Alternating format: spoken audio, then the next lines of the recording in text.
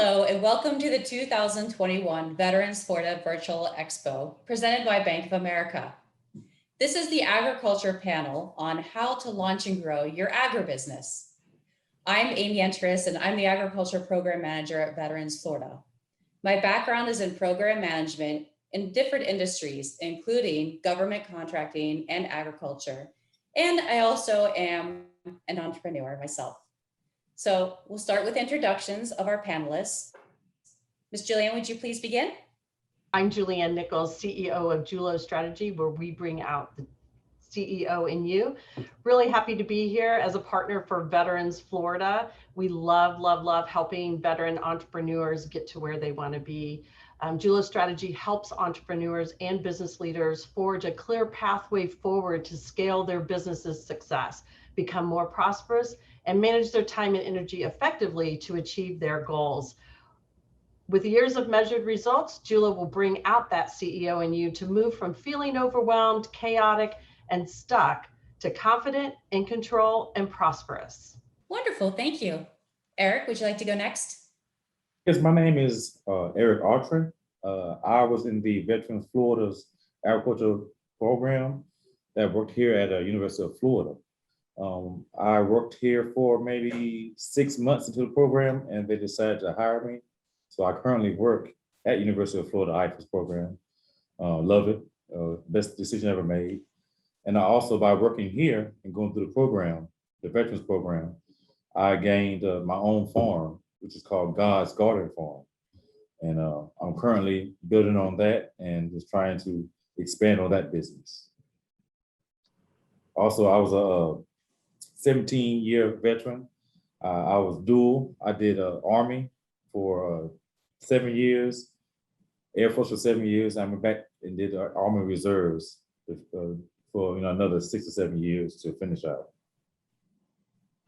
Great, thank you. Mike?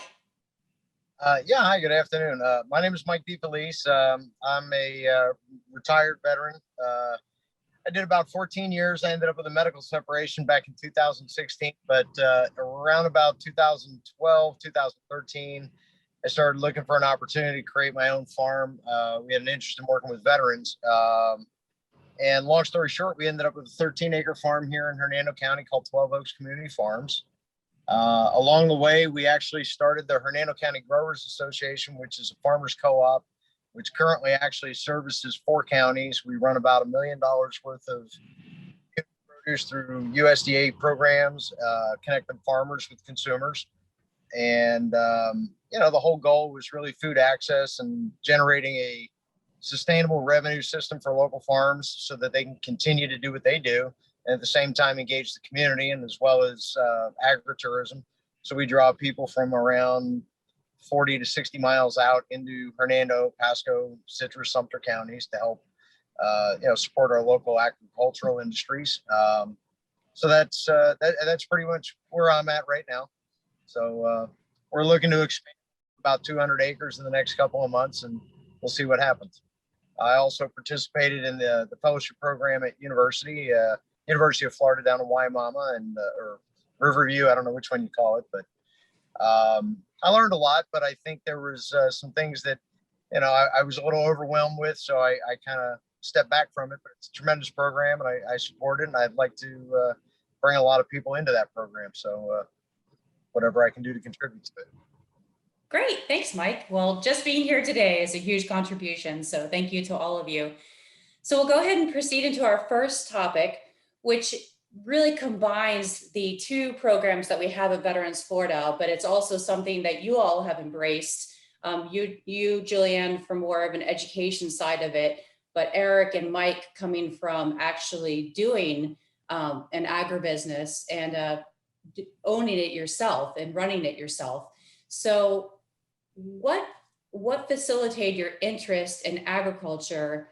And then second, what facilitated your follow-on interest of being your own boss and being an entrepreneur with your agribusiness?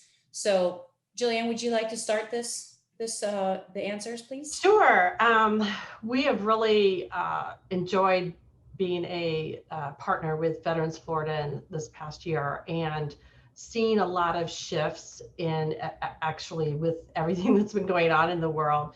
But we started seeing a trend in the agricultural industry, agricultural and hospitality, that were really in need of trying to figure out the business side of agriculture. And so our goal was to focus in a little bit more on that and really hone in to help these people. I come from Kansas, so we have a few farmers on my daughter's side of the family. So being from that area, I understand a lot of friends and family who have gone through farming and the struggles that they've had and keeping up with it. But really, it's not just about doing, it's about running the business of farming. And so we've really honed in on working with veterans in that industry to help them really learn how to run the business of farming, not just doing. Mm-hmm.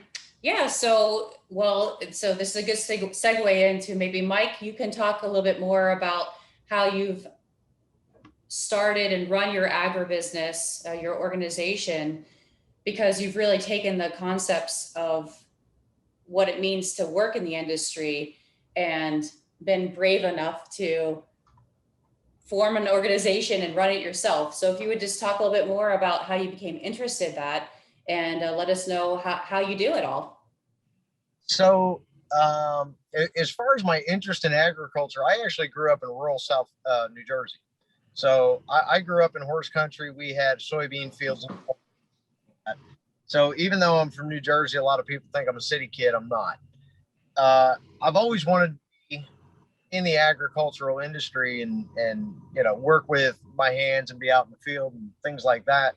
I've actually been self-employed pretty much my entire life. Even the time I spent in the military, I was mostly self-directed, and it was just the nature of what I did and the kind of assignments I was, privileged to have. But as far as agriculture goes, when I got out of the military and I started looking for a property, it was actually before I got out, a couple of years before. It was before I even went on my last deployment. I had come across a gentleman by the name of Matthew Burke, who was a retired Air Force Master Sergeant. And he had a farm in North Florida up in Jacksonville where he was teaching veterans how to become farmers. Now, he was teaching hands-on skills. He wasn't teaching business skills. So it was, one of those things. But I had a business background, having been self-employed so long.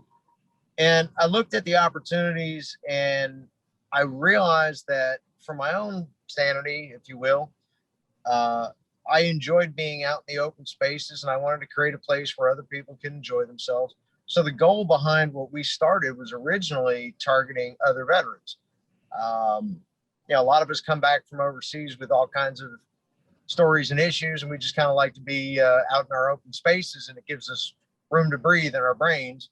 So that was really the goal from the start. But also, I wanted to find a way to, support my family and take care of, my future. Heck, I was 45 when I got out of the military, so I had a lot more productive years ahead of me. And I knew this was how I wanted to live. So we explored the options and the opportunities, started talking with other local farmers, worked with our extension. And the thing that I found was that in the rural community we're in, the biggest challenge to most of the local farms was customers. So we realized quickly that given the scope and scale of what we have available to us in this part of Florida, we weren't really looking at things like commercial farming or just industrial farming, corporate farming. You mentioned Kentucky, Iowa, Nebraska, places like that. They got thousands and thousands of acres. You're talking about maybe 20 farms with a combined total of 4 or 5, maybe 800 acres. So a small farm, in order to survive, needs to be able, in this economy, in this community, needs to be able to tap into agritourism and retail. Now, a little bit of wholesale and working with your schools and your restaurants is helpful, but it's really a marketing tool for agritourism and things like that. So because I didn't really know anything about farming, I spent a lot of time talking with a lot of our local growers. They shared a tremendous amount of information. They helped teach me a lot of things.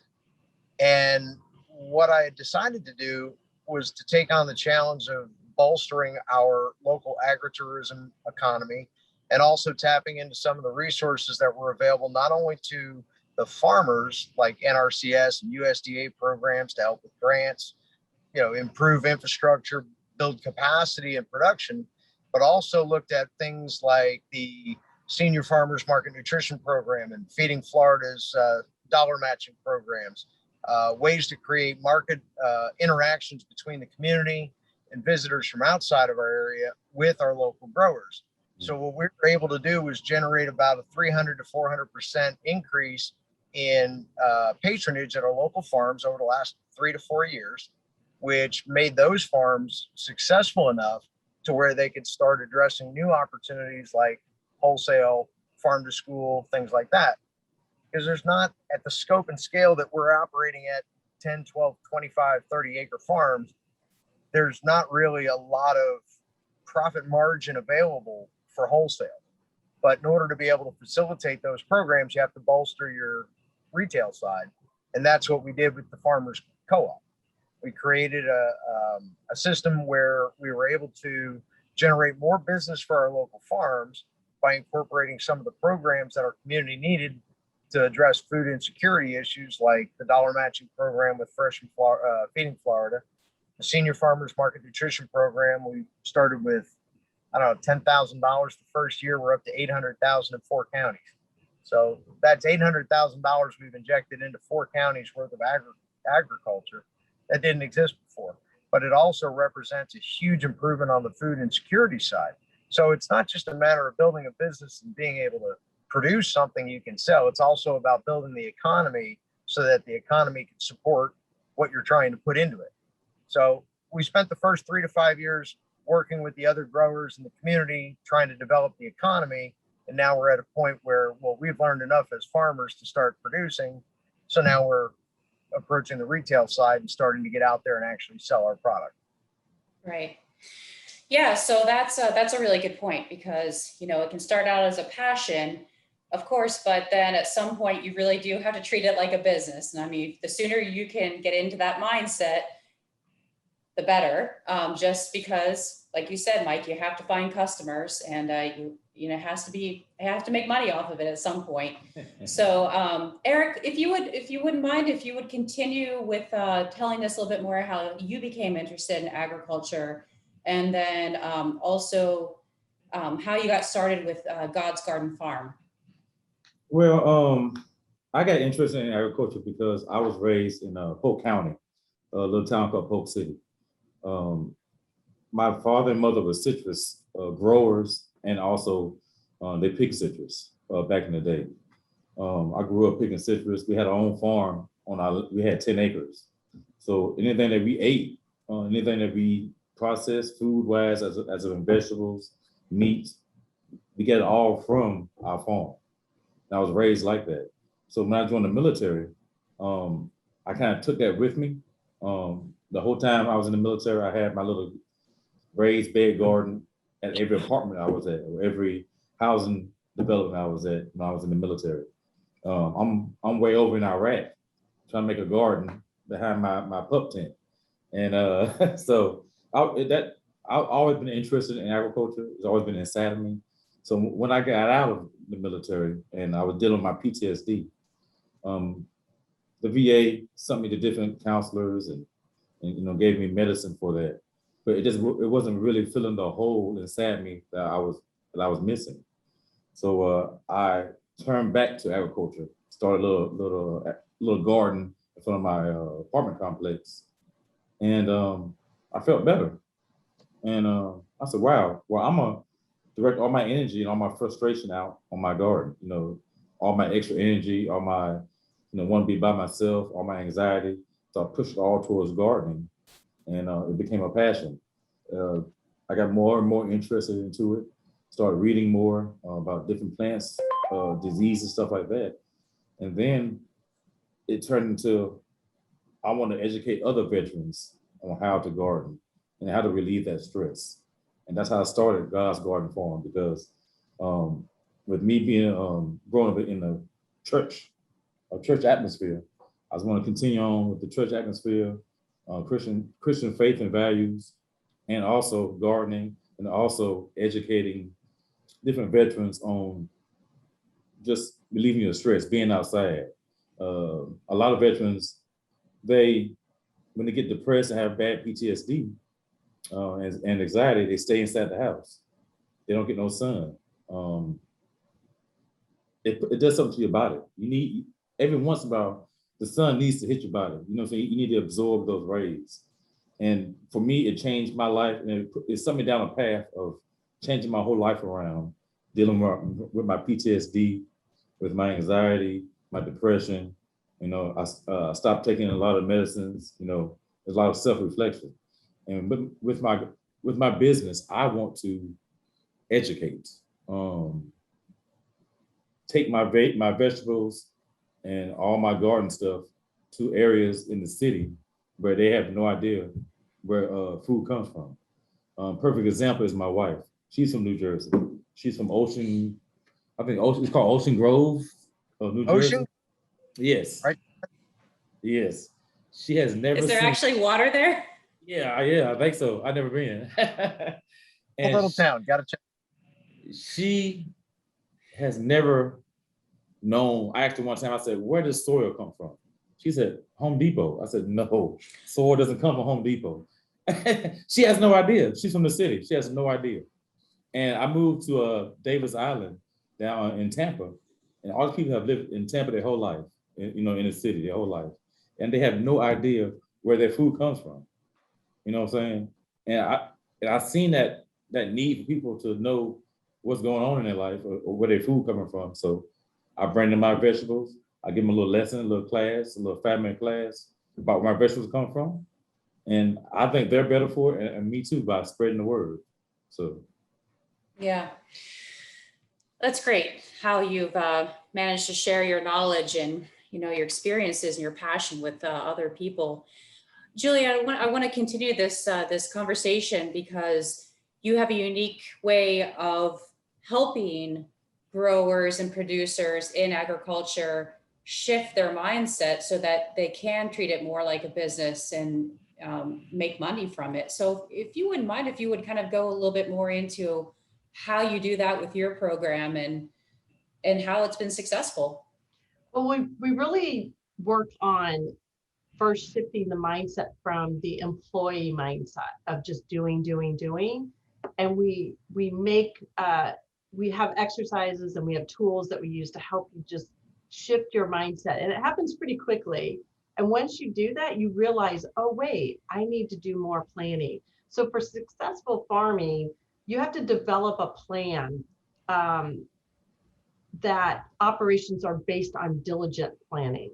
So proper growing or land prep, risk management, planning for what we call the what ifs. We have a what if exercise, the tool that we teach you.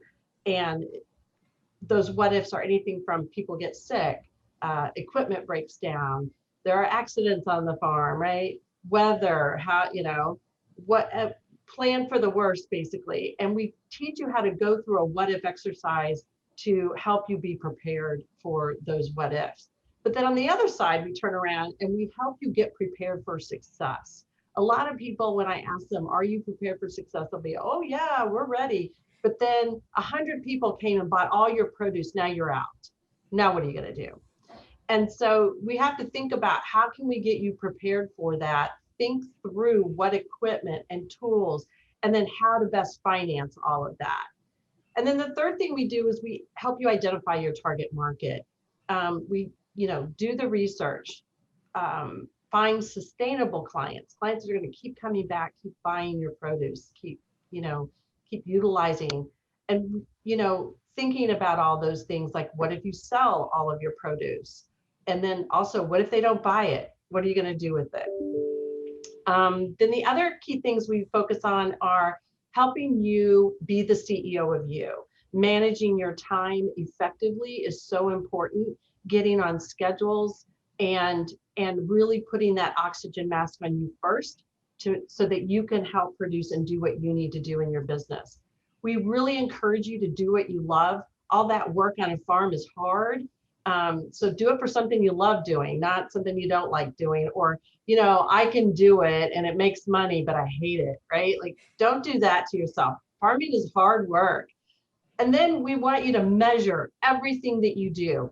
everything. Clear structures and processes and systems are so important in running any business, but especially in the farming industry. You want to make sure that you have a clear process and system for how you grow.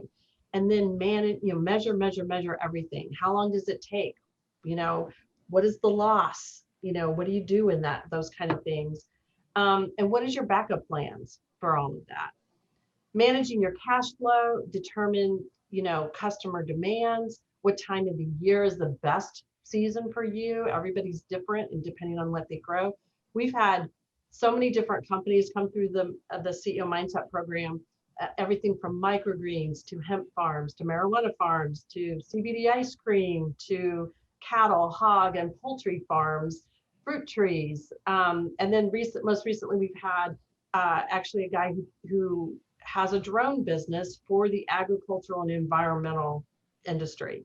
And he actually sends his drone out, and his drones have sensors that actually can detect things that you can't see from any other viewpoint, and saves the farmer a lot of time and hassle to prevent bigger problems from happening. So it's a really great opportunity for people to shift to see, what can I do to work on my business and not do everything, to keep you out of overwhelm, burnout, all the things that can cause big problems as a farmer. And then always be open to adapting for progressive ideas, new skills that are in farming, techniques, innovations, helping people learn how to ask questions, because ask is a 3-letter word, not a 4. You can do it.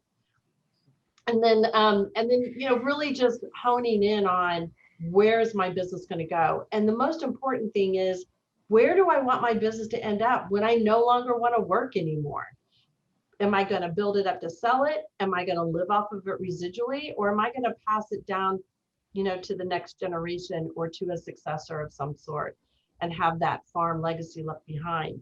And once you can figure that out, then we can start making the decisions on getting there. That's great. Yes, you have definitely captured something that's very critical, which is that it's a process. So probably the hardest part is just getting started. But like you said, asking for help will definitely be a huge boost to whatever you choose to do. So with that being said, Mike, I'd like to shift back to you. If you had a friend in the military who was getting out, or a veteran friend who approached you and asked, what advice would you have for them as they get started in being a producer or owning an agribusiness? What advice would you give to them?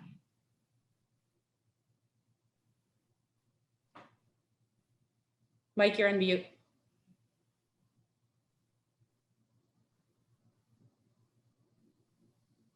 Am I there? You're here now. Yes. Sorry about that.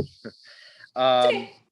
Funny that you asked that, because I've got about 4 people right now, veterans, that are looking at investing in property and starting an operation. And one of the things that I share with them is, if you want to buy 10 or 15 acres because you want 10 or 15 acres and you're looking for something to do with it, well, you have to kind of make that decision, adult, and decide whether or not you can afford to have 10 or 15 acres that you can play with. The other one is, if you're looking to start farming and really want to own 10, 20, 30, 40 acres because, you just want a big yard, then you have to decide whether or not it's something you want to buy or you want to lease. So that's the first thing. The other thing is, why do you want to do it? Is it mental therapy? Is it something to keep you from, keep you busy, keep you out of trouble? What is your goal? What do you want to do? What's your point? What's your reason for doing this? For me, I've just always wanted to do it, and I found myself in a position where I got lucky enough to be able to afford to. So, for the last 5 years, I've been giving produce away. I've probably given away 150,000 pounds of produce, just teaching myself. I was lucky. I was able to do that. Not everybody has that opportunity. Some people, they find themselves in a position where they've got to be able to turn a profit in the first year or 2 years. So the question is whether or not you have the experience you need in order to accomplish what you're trying to accomplish. And if you don't, then you need to find people to work with to help you learn, which, is kind of what we've done here. We work with between 12 and 15 different farmers who have been established in our community, 4 or 5 county community, for generations, 4 or 5, 3, 4 or 5 generations. Got farms that have been here for 150 years. And those people who own those farms, those families, are willing to talk and work with and teach other people how to do what they do, not only from an execution standpoint, but also from a business standpoint. How do you open a relationship? How do you work? For example, I called in earlier. I said I was out doing deliveries. I'm dropping produce off at other farms and they're selling it because I'm not open. But you're able to build partnerships and work with other businesses. And if you're not able or willing to do that, you're probably not going to succeed. That's the first bit of advice I would tell somebody after they decide if this is something they want to do. The other thing that you have to understand as a veteran or as a non-veteran, it's dirty, it's hard, it's hot. It's about 97 degrees right now. It's about 85% humidity. The heat index is about 102, and I've been out here since sunrise. But I stink. I've got stink bug ants, ant bites all over my arms. If you're not willing to accept that, get an office job or enough investors so that you can put in a pile of money and pay other people to do the work.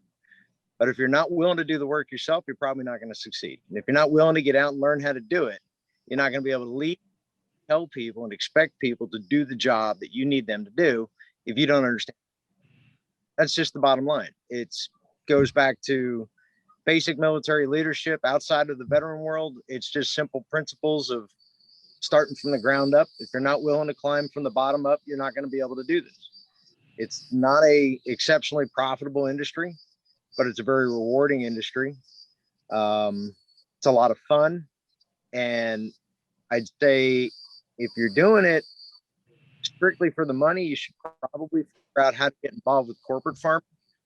But if you're doing it because you like the principles and you believe in your community and you're interested in people and you want to build relationships, this is definitely a good thing to do. There's not a farm in this county that wouldn't feed me if I asked, and there's not a person in this county I wouldn't feed if they asked me. And it's more about the principle of being part of the community we're in at the level of agriculture that I'm involved at. Now, like I said, I made a comparison between things like corporate farming and market farming, agritourism, if you will. I consider myself to be part of the agritourism industry. People come here and they buy virtue, they buy the experience, they bring their kids, they come out and they pick peas like they did when they were young, and they enjoy that kind of thing. If you're looking at more of a corporate experience or something more of an industrial experience, most people think that Florida is a citrus state. It's not. Actually, the number one export from Florida is beef. Most people don't understand that's actually where the term cracker came from. California, on the other hand, is the citrus state. That's where most of your oranges come from. But if you look at those industrial size operations between oranges, citrus, lime, lemon, sugarcane, believe it or not, pineapple is actually a big product from South Florida. All these types of things, there's a huge opportunity in agriculture at a corporate industrial level as well. But it's a very different approach. But again, the principles remain the same. If you're not willing to get your boots dirty and go out and stand in the dirt, figure out how it works. It doesn't matter if you've got a degree in marketing or technology. It doesn't matter if you could talk the ears off of a statue.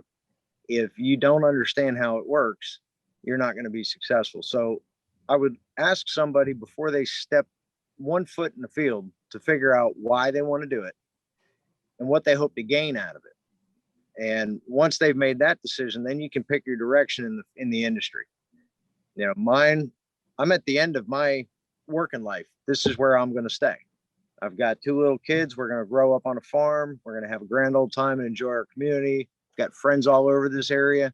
People I've got more connections now than I ever did my whole life. I've only been here 6 years.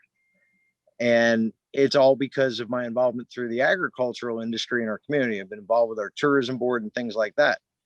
But that was a very specific direction in this industry. We've got commercial farms here and they do things in a very different way.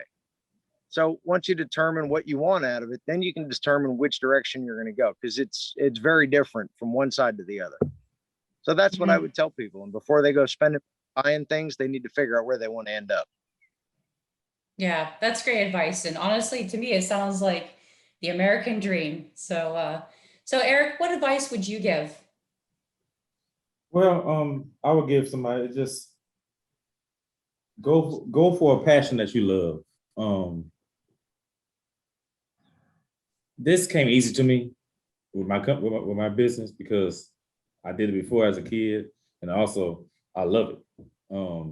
I didn't see at any point of me starting my business that I was going to fail, because it's my hobby, it's my passion.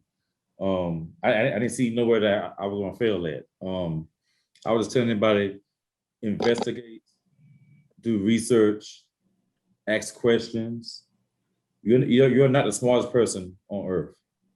Ask any and everyone about what you want to do, whatever passion it is. If you want to sell plastic forks, talk to somebody that knows about plastic forks. That's one thing I didn't do at first, was not asking any questions. I thought I knew everything because I did agriculture when I was younger. There's been it's been years and years of research that they have improved agriculture. So I had to figure out the new ways. That's why I really do appreciate me working here at University of Florida, because I've seen how things improved since I was a kid. And so I started asking questions. Why is this done? Why is that done? Why don't you just water it all day long? Stuff like that. Ask questions, do research, make it your passion if you love it. And just be willing to change with any circumstance that comes along. You're gonna have road bumps. You're gonna have people say, oh, even your own family and friends say, man, I don't think you're gonna make it. Take their advice, you know what I'm saying, put it to the side, and you keep going forward. A lot of my stuff, I just do everything I can to improve on my farm, on my stuff. And I agree with my partner over there, because he said, oh, I can't really say anything much, because you gotta be smart about it. You gotta be smart about it. Finances, always look for a rainy day, even though in farming a rainy day is a good day. But look, always save money. My wife, she said, Eric, you're going full throttle. You're putting all your money into the farm. What if a piece of equipment breaks? And I didn't think about that. So I put money back. I put money back for extra fertilizer, for anything. Just like what Julia was saying, when they come buy all your produce, all your food, what are you gonna do then? Think about that. I thought about when I sell something to a customer, I try to build a relationship with them. I try to remember their name. I try to remember what particular things that they like the most. I have one customer, she loves tomatoes. That's all she wants, tomatoes. I said, what about some cucumbers? I got some cucumbers. She's like, I don't want that. I want tomatoes. I said, okay. You know what I'm saying? Just anybody you sell to, small or big, try to write it down. Try to write down certain customers that come back all the time for the same thing. Write down certain things that you can remember about that customer. Get connected with different people in the community. I go to church. I got connected with my pastor. I said, Pastor, who do you know that would like some vegetables? Start running your mouth. I talk to everybody now. I talk to everybody in the grocery store, in the parking lot. I just run my mouth all the time. I'm my own advertisement right now. I just do all you can to promote your business, but also be smart and do research, ask questions, and save your money. That's all I can say. Save your money. Mm-hmm.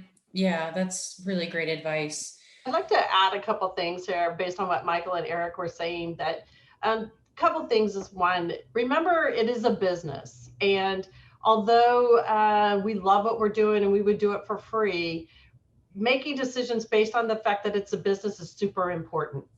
You're right. The other thing is we sometimes think that we have to have the whole elephant and that we have to eat it all in one gulp. You don't. You can Yeah. start out with just a little bit at a time and just eat that elephant one bite at a time. So Yeah. try just baby steps into going it. But if we wait until we can eat the whole elephant, we'll never do it, right? Yeah. It's like, forget it. So remember that when you're starting this business, or even if you're in it and you're feeling overwhelmed, just take a step back and say, what can I do today to help me move forward? What can I do today to generate revenue to move me forward? Instead of going, oh, okay, I just got to eat the whole thing right now. Yeah, I'm sorry. Go ahead. No, I'm sorry. You're right. You're exactly right. Because when I first started my farm, on Saturday morning, daybreak until 7 o'clock at night, and I'm working hard.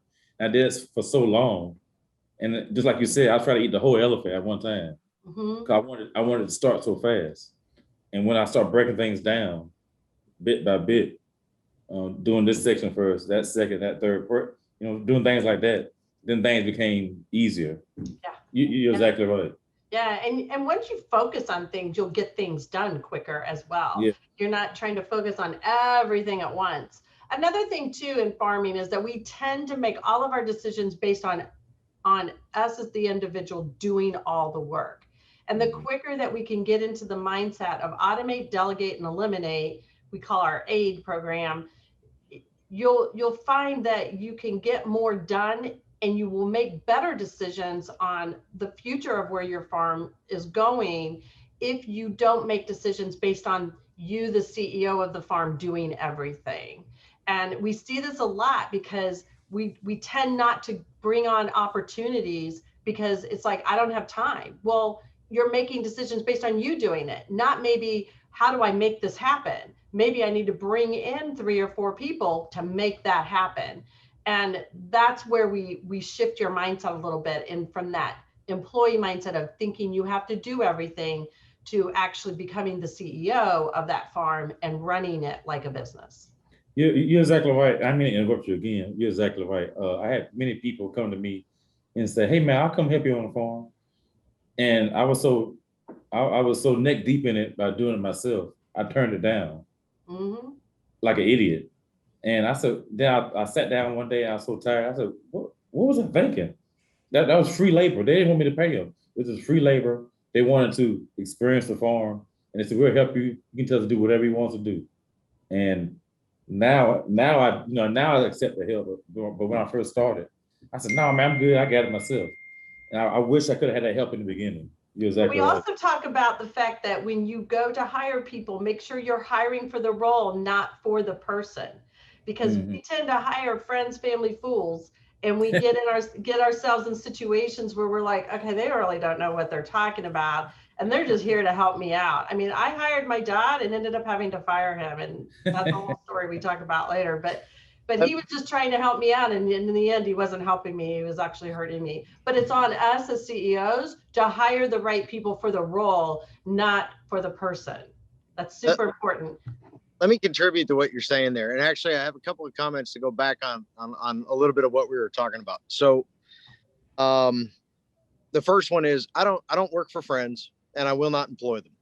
I don't work for family, and I will not employ them either. And my parents are older, they're senior, they love to come out, hang out on the farm, take the kids and everything. Oh, we'll help you pick. I said, nope, you go play with the kids, play with the grandkids, have a grand old time, but you're not working for me, because ultimately they're not going to do it your way. Now that translates back to an earlier comment, which is about labor and delegating. Unfortunately, in this industry, because the margins are so tight, it's very difficult without a tremendous amount of capital or a lot that you can afford to put at risk. It's difficult for you to be able to go ahead and hire 5 or 6, 3, 4, or 5 people. So for example, I've been up since for the last literally 4 weeks, I have been daybreak to dawn, dawn to dusk. I'm picking cucumbers, I'm picking cabbage, I'm picking, watermelons, I'm picking peas, and I'm literally doing all the work myself. There's ways that you can capitalize on labor sources if you're in this type of agritourism economy, capitalize on certain resources. I'll touch on that in a second. But the point I'm making is that if you're going to choose to do this as a job, as a way to make a profit, before you go and plant 15 or 20 or 25 acres of food, you have to identify partners who will buy from you, partners who will sell for you, and partners who will help you, because you can't do this by yourself and you can't afford to pay people to help, but they are in the same position. So the example I'm giving is, the 13 or 14 farms that I've collected here together to work together, they don't grow everything, and neither do I. I grow peas and cucumbers, cabbage and watermelons. That's it. I grow sweet potatoes occasionally, but they grow other things. In order to attract customers to my business and my market where I sell what I sell, I have to be able to offer a wider variety than what I can produce. The only way I can do that is to get it from another farm or to go out and buy it from a market. Now, if I buy it on a wholesale market, now I'm dealing with, whatever those costs are, which is a risk that you're going to have to take if you want to be able to address your customers in a retail environment. If you're going to a single crop or you're dealing with a wholesale situation, it goes back to identifying your customers. Back in 2018, we helped Hernando County set up their farm to school program, which opened up a relationship with Bliss Distribution, which is down in Tampa, which has access to, 175 restaurants, 300 hotels, and, 16 different other buyers throughout 5 states. Whatever I can grow, if I can't sell it retail or wholesale here, they're willing to take it. They can sell it somewhere else. So every single thing that I can produce on this farm goes to somebody, and it produces something. But that's contingent on me being able to buy it, pick it, pack it, carry it, ship it, deliver it, and all kinds of other things. So yeah, it's difficult to delegate when you don't have the capital fund that. But by having those partners, you can help move a lot of your products. I don't have time to sell the 3 acres of peas that I've been picking for the last 2 weeks, or the 4 acres of cucumbers I've been picking for the last month. But I've got 4 partner farms who are selling it for me. Now, We call that co-opetition. Yeah, well, it's not competition. Yeah, co-opetition. It's co-opetition. Yeah, we call it co-opetition, and labor can come in different forms. Okay, so they can come in volunteers, interns, part-time. They don't have to all be W-2 people that come in and help you do the work. You're just looking for people who want to do the work and figuring out a way to negotiate that, right? So, and then we can't be everything to everyone. So I love the fact that, Michael, that you say, this is what I grow. If you want more than that, here's a guy over here that I partner with that can do it. It's no different than any other business or industry where you do this line of work and you have referral partners. So I think it's great that you have that co-opetition going on and that you are able to work together to make that happen. You could probably find ways that you could work together on your labor costs as well and get those down to a certain way too. Well, that's exactly what we do, and that's what I was driving at. So what I'm getting at is at the agricultural level, if you're going to get, whether it's retail, whether it's agritourism, or whether it's industrial, commercial, level, that scale or scope, what you need to do is you need to contact your local co-ops. You need to figure out who else is participating in the economy in your community. You need to get engaged with them. Whatever it is you're going to grow, the first obvious thing is to make sure you can actually grow it and that you actually have access to land that can support it. But beyond that, you need to make sure that you've reached out to the industry partners to see what's out there. The thing that was missing in our community was a co-op. When we formed that co-op, what it did was it opened up a labor pool that we share. We trade labor all day long. We've got people that'll go from one farm to another, sometimes 2 or 3 a day. They'll pick, they'll pack, they'll move, they'll deliver from back and forth. I've got a crew that comes out here and helps pick. Half of what they pick, they put in a truck and it goes to the next farm where they're working this afternoon. They'll be dropping on my produce at that farm and then picking whatever they're growing so that farm can sell not only what they've grown, but what I've picked and sent them. So being able to build those partnerships is important. The other thing is when you look at your capital investments, you got to figure out what your overall expenses are, how much it's going to cost you to produce that product, and whether or not it's actually worth it. There are things that I grow on my farm that are absolutely cost. I mean, the costs are astronomical. They make me no money. They do me no good. They cost me time, labor, and money, and effort, and fertilizer, and all kinds of other expenses. But it's such a small contribution. Supermarket industry calls it a loss leader. You sell a head of lettuce for $2, a 20% loss, but they buy 40 other things at a 70% profit margin. Is it worth your time? Sometimes you have to provide that, but you have to be very careful that you don't overinvest in something and lose money, because once you've taken a shot in your capital side, it's very, very hard to recover. And unfortunately, unlike the durables, when you deal with fresh commodities, they've got a shelf life. I could pick $20,000 worth of watermelon tomorrow, and if I don't have a buyer by Sunday, it's garbage by Tuesday.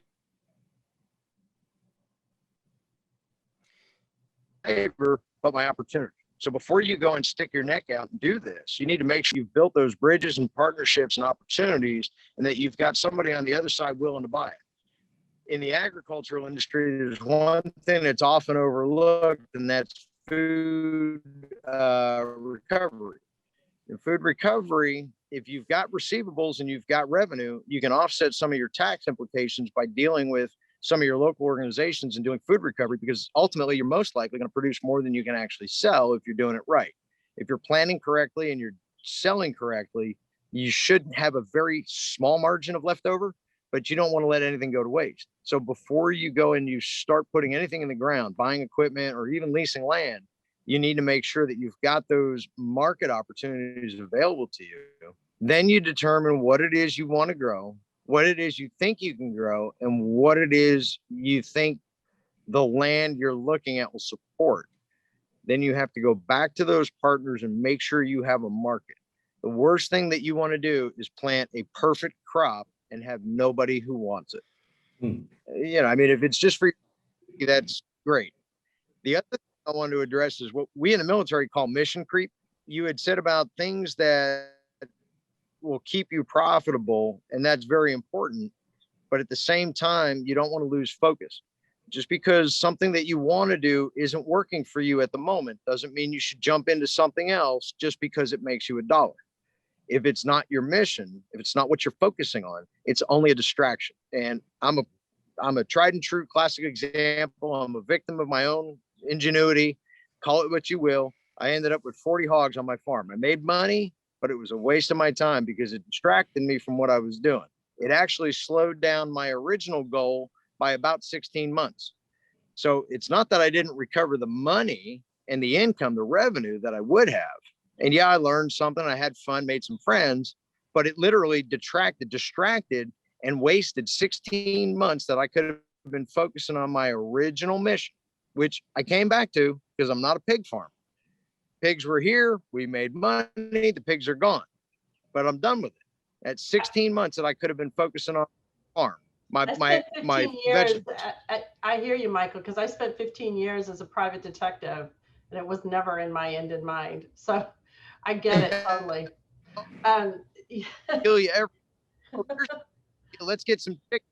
You're trying to sell eggs when you really want to be growing watermelon. This is why I talked about earlier about doing just wasted what you love. all that time. Yeah. If you have, stick with it. And if you change your goal because of your situation, your circumstances, that's fine. Just make sure that you actually depart from your original mission, close the door, and open a new one. Because if you allow other things and distractions to get in the way of what you originally set out to do, you'll never achieve what you started to do. I'm a victim of it myself, done it to myself. My wife reminds me every day. And I love her. Don't get me wrong.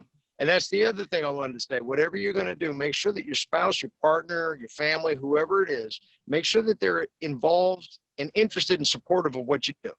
Because if they don't like not like a 9-to-5 job where you can just quit and go get a new job. It's your life. You own it, you live it, you breathe it. It's just like the military. It's just like being a cop, a politician, a teacher. It's the thing that you a doctor, a nurse, you either are or you're not. And if your family doesn't support what you're doing, don't do it, because you're going to make yourself miserable. Yeah. My family was the first people I talked to about my business. first is my mother and father. And, of course, we had our own farm as a kid anyway, so they was down with it. But I really asked my wife, I said, hey, babe, are you all right with this? I was ready for it. But I asked her so we can sit down and look at the books about it. Look at our bank account, you know what I'm saying? And we map things out. We said we got to change this to make this fit, and exactly what he said, exactly what Michael said. It's all good by your passion and what you want to do, but the first person you should be talking to is your family, and if you have a spouse, talk to your spouse first. See are they on board? Because they got to be the vice president. You may be the CEO or whatever, but you have a vice president that makes decisions also in your business, and with your spouse, especially as farmers. Because I told my wife one time, I said, go to a Tractor Supply and give me some chicken feed. She's like, what's chicken feed? I said, oh my God. You know what I'm saying? So, educate, talk to your spouse, make sure they on board and they're willing to at least make some phone calls for you. You know what I'm saying? I'm sorry. Right. Go ahead. No, you're good. You're good. I mean, that actually is a good segue into our final topic today, which is what are some helpful resources if you decide today's the day and you're interested in becoming more of an entrepreneur in an agribusiness. So Julianne, we'll start with you. Well, first thing I would say, of course, is take our CEO Mindset program. It's a 12-week program that's broken down into 2 6-week cohorts, and we cover everything that we've been talking here about. Soup to nuts. It's it is really effective and will get you on the right path to really running your business like a CEO and being a great farmer that's not trying to do it all. Oh, good. Yes. Yes, definitely check out that course, and you can get more information from Julianne directly or from us at Veterans Florida. Eric, what about you? What are some helpful resources that you've taken advantage of? I took advantage of Veterans Florida Entrepreneurship Program, Veterans of Florida. I also just did talk to family and friends. I fortunately live on Davis Island. Everybody on Davis Island has their own business that been through life struggles of starting their business. So I went straight to them. If you can find someone that has their own business that started it without any help, as of saying, going to Julianne's course or going to veterans entrepreneurship classes, stuff like that. I have a friend, he started his own answering service for the doctor. And he just wanted to do it. He started out, he said he ate bologna and bread for 2 years by getting his business up to par. And he told me every mistake that he did. And he said, well, I shouldn't do, what I should do, everything. So I say, the perfect example is run your mouth, ask questions. And people don't want to do that. People think they know everything, and then they can read everything on the internet. That's fine. You can read everything on the internet. But you need to go out and actually meet people that have their own business. And I was fortunate enough to be on Davis Island. And all the people on Davis Island have their own business, and I talked their ear off. They said, Eric, get away from me. You're talking too much. Because I wanted to know. I wanted to know what mistakes that I can do, that I can avoid. And I would say do stuff like that. I'm sorry, Michael, go ahead.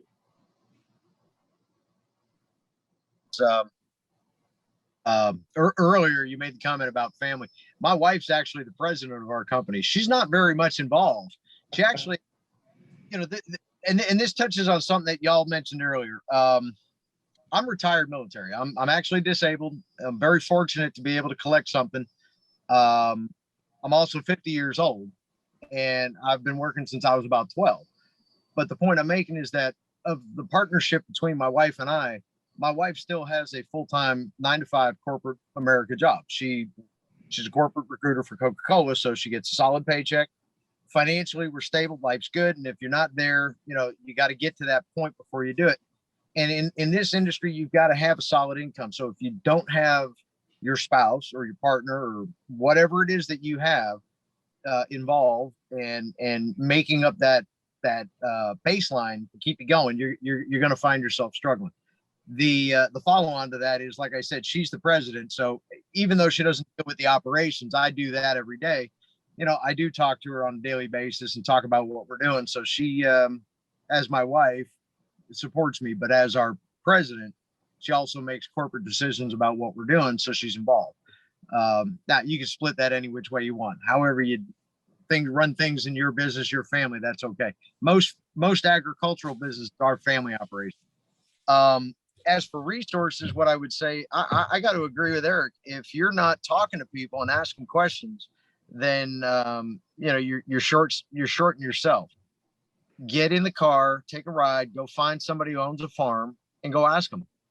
Tell them what you're doing. Tell them that you're interested. Maybe they'll give you a job. Maybe they'll let you just hang out. Maybe they'll teach you. Maybe you'll be their best friend. But without talking to somebody who's doing it for a living, you'll never understand it until you do it yourself.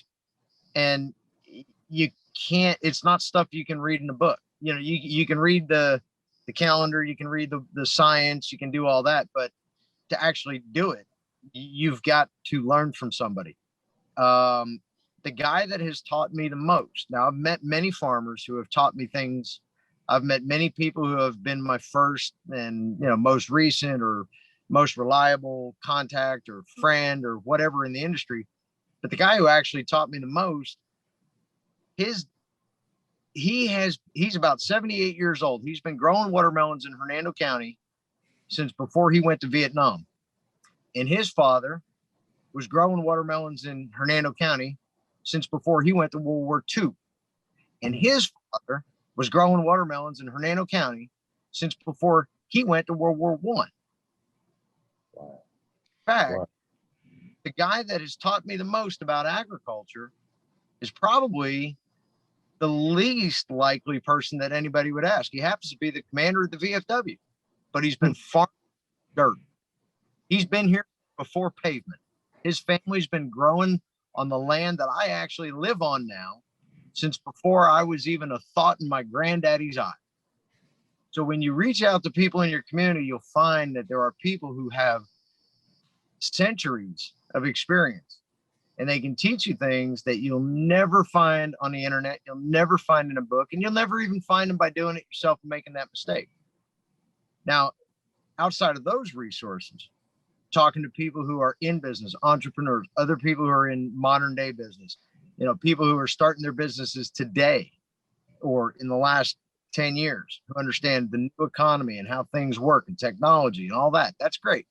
You need to talk to those people and understand things like marketing and partnerships and finance and whatnot. But on top of that, you need to sit down and do your homework and figure out about agricultural programs. The USDA passed the Farm Bill in 2014, which has been a continuing blessing for people who are in this industry.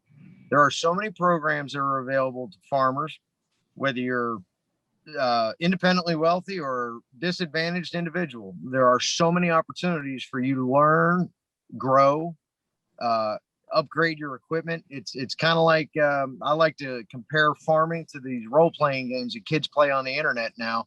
You know, for about 3 weeks, you're farming with a shovel and an old tractor. Then, you know, suddenly the next year you're farming with something, you know, something better. You know, I'm not going to lie. I've been doing this for 5 years. This is the first year I've got plastic mulch on the ground. Last year I bought an upgraded tractor. I'm going to show you something. I know you don't like wiggly phones, but here, I want to take a look at. That is a 1936 Farmall tractor. That's what I started with. Wow. 46 Alice Chalmers trike. Now I have some upgraded, you know, modern adult equipment, but it took a lot of effort to get there. And the way that I got there, it was by utilizing some of the programs that are out there through the FSA, through the USDA. Talk to your Natural Resource Conservation Center here or service, you know, in whatever county you're in. I've got a 3,000 square foot greenhouse that was given to me through a grant through the NRCS. It's under contract. I've got to produce it and do things a certain way. But I've got more production out of that greenhouse in the last 3 months than I ever would have had on bare ground over the last 3 years of trying the same crop. The point is that there are resources out there. So if you're not talking to your extension, if you're not talking to your farm service agency, if you're not talking to your county natural resource, conservation service, if you're not talking to all these different things, we've got with Withlacoochee River Electric up here, or rather Swift Mud. Sorry, Swift Mud is Southwest Florida Water Management. They've got programs to help farmers monitor and calibrate their irrigation equipment so that they apply the appropriate amount of water so it doesn't deplete the aquifer more than necessary. But at the same time, it gives you the kind of reporting data that you need to be able to gauge how much water and fertilizer you're putting on your crop. It's a cost sharing program. It helps you buy equipment that you otherwise may not have been able to afford, but it reduces your cost. But it's in cooperation with some of the agencies and organizations that are funded through your government, your federal taxes, your state taxes, the things that you've been paying for decades. Those resources are available back to us as agricultural producers to help us do what we do better without having to lay out as much capital as would have been necessary if you were doing it on your own. Now, when I bought my farm, it was my life savings. I was fortunate to be too stable to need as much help as I wish I could have got, which is a kind of a two-edged sword. I was in good spot. I was like, hey, I can buy this. But after I did that, I didn't have the capital I needed to make the improvements right away. By working with these agencies, we were able to infuse anywhere between $80,000 and $100,000 worth of improvements on our property through grant participation, working with our agencies, and doing those kind of programs. I could never do that on my own. And without doing that, we would not be nearly as productive as we are, which means I would still be working with a 1937 Farmall, making no progress. So whether you're going to go into commercial, wholesale, single crop, industrial, corporate, or agritourism, you need to be in touch with all those agencies, do your homework, and figure out what's out there, how to get it, put it on a horse blanket, lay it out, draw a map, come up with a mission plan, and figure it step by step. Because if you don't understand the order that things need to take place in order for you to benefit from the programs, you're going to disappoint yourself. But they're out there. You just need to understand what they are, when you can use them, and how to get them. And once you get into those things, there's a tremendous amount of support offered to, farmers in America, whether it's at a local level. We've got a tourism board that helps us with marketing. The state of Florida has a Visit Florida marketing program that promotes agriculture throughout the entire state. That's at the state level. Department of Agriculture, FDAC, provides a lot of opportunities. There's marketing assistance programs for labeling. There's incentivizing programs. You've got the Senior Farmers Market Nutrition Program. You've got the WIC Farmers Market Nutrition Program. You've got SNAP dollar matching through Feeding Florida. All ways for you to expand your market base without having to actually, worry about running out of customers, but you have to tap into them. So if you don't see how all the pieces fit into the puzzle and you don't do your research beforehand, like I said, it doesn't matter if you produce the best crop you've ever seen. It could be the last crop you'll ever grow. If you don't know what to do with it, versus you need to make that crop, you're just gardening. And that's my best advice. And draw a plan and make sure your wife is on board, or husband, or Dogs, brother, or whoever you're working with. your family. Yes, I'm so glad you mentioned all those resources, Mike, as well. There's so many agencies out there that have programs that will provide great assistance for getting started. And then once you are started and up and running, then you can grow. So, yeah, we're gonna property. I'd say about 40% of our capital improvements have come through grant programs. Yep, exactly. That's a huge percentage. Compare it to any, that's a huge percentage. It is. And that just goes to show, there are resources out there. So we're gonna wrap it up today. So I sincerely appreciate your time and all the wonderful advice and that you have given to our audience, and the conversation was very dynamic. So I know it's going to be a huge benefit to our attendees. So thanks again. And if any of you out there need any more information about our programs or have questions for our panelists, just reach out to us at Veterans Florida. So thank you to all of you.